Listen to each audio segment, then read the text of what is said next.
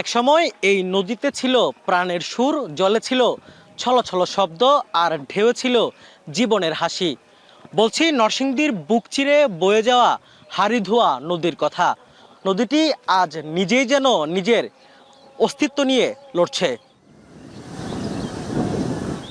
নরসিংদীর এই হাড়িধোয়া নদী একসময় ছিল এলাকার মানুষের জীবনের অবিচ্ছেদ্য অংশ, কিন্তু দখল, দূষণ আর নাব্য সংকটে এখন তা বিলীন হওয়ার পথে। কচুরিপানা, প্লাস্টিক আর দখলের দেয়ালে নদী হয়ে উঠছে মৃতপ্রায় খাল। তার সাথে যুক্ত হয়েছে বিভিন্ন কারখানার অপরিশোধিত বর্জ্য।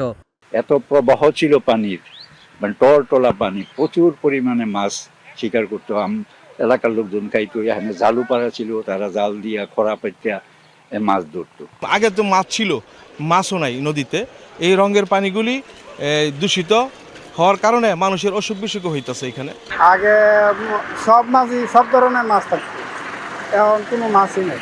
এখন একমাত্র মনে হয় যে টাইটি মাছ পাওয়া যায়, এছাড়া কোনো মাছই নেই।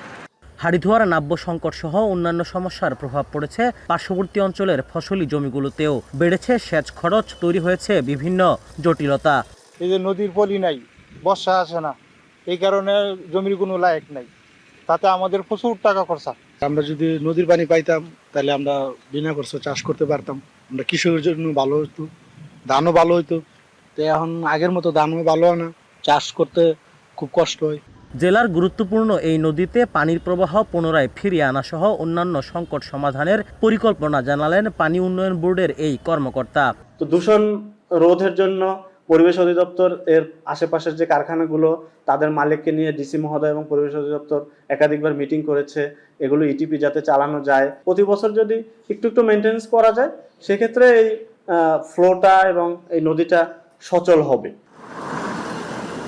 হাড়িধোয়া নদীর দৈর্ঘ্য ৬১ কিলোমিটার। নরসিংদী বড় বাজার সহ পার্শ্ববর্তী অঞ্চলের ব্যবসা গড়ে উঠেছিল এই নদীকে ঘিরেই। রাকিবুল ইসলাম, এখন নরসিংদী।